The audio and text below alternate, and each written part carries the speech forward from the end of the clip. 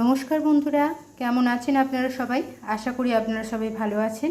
তো আজকে আমি যে রেসিপিটা তৈরি করব সেটা হচ্ছে চিচিঙ্গে আলু দিয়ে পোস্ত, চিচিঙ্গের পোস্ত। সেই জন্য আমি এখানে চিচিঙ্গে আর আলু লম্বা লম্বা করে কেটে নিয়েছি। এখানে কড়াইয়ের মধ্যে নিয়ে নিয়েছি সরষের তেল, তাতে দিয়ে দিচ্ছি সামান্য 5 ফোড়ন আর একটি শুকনো লঙ্কা। ফোড়নটা ভাজা হয়ে গেছে, এর মধ্যে দিয়ে দিচ্ছি চিচিঙ্গে আর কেটে রাখা আলু। চিচিঙ্গে আলুকে ভালো করে কড়ার মধ্যে নাড়াচাড়া করে চাপা দিয়ে দেব। ভালো করে নাড়াচাড়া করে নিয়েছি, এবার চাপা দিয়ে দিচ্ছি। সামান্য কিছু সময় পরে চাপাটা খুলে নিয়েছি। দেখুন চিচিঙ্গে থেকে কতটা পরিমাণ জল বেরিয়েছে। এই সময় আমি চিচিঙ্গের মধ্যে দিয়ে দেব হলুদ গুঁড়ো। এবার হলুদ গুঁড়ো মিশিয়ে নিয়ে আবার চাপা দিয়ে দেব। হলুদ গুঁড়ো মিশিয়ে নিয়ে আবার চাপা দিয়ে দিলাম। চাপাটা খুলে নিয়েছি, দেখুন জলটা শুকিয়ে এসছে। এবার আমি চিচিঙ্গের মধ্যে নুন দিয়ে দেবো। দিয়ে দিচ্ছি স্বাদ মতো নুন। এবারে নুনটা মিশিয়ে নিচ্ছি।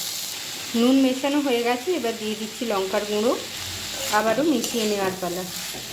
ভালো করে মিশিয়ে নিয়ে চাপা দিয়ে দিচ্ছি মশলাগুলো যাতে সুন্দর করে চিচিঙ্গের মধ্যে ঢুকে যায়। সমস্ত মশলা চিচিঙ্গের সঙ্গে সুন্দর করে মিশে গেছে। এবার দিয়ে দিচ্ছি পোস্ত বাটা।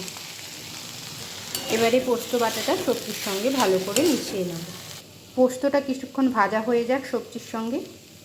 পোস্তটা সুন্দর করে ভাজা হয়ে গেছে এবং চিচিঙ্গেও প্রায় সেদ্ধ হয়ে এসছে, সামান্য একটু বাকি আছে, তাই অল্প পরিমাণ পোস্ত বাটার জলটা দিয়ে দিচ্ছি। সঙ্গে দিয়ে দিচ্ছি মিষ্টি। এবার ভালো করে মিশিয়ে নিয়ে সেদ্ধ হওয়া পর্যন্ত অপেক্ষা করব। পোস্তের রসটা প্রায় শুকিয়ে এসছে। ওপর থেকে সামান্য একটু সরষের তেল দিয়ে দিচ্ছি। দিয়ে এবার নাড়াচাড়া করে নামিয়ে নেব চিচিঙ্গে পোস্ত। এবারে নামিয়ে নিচ্ছি। নামিয়ে নিয়েছি চিচিঙ্গের পোস্ত।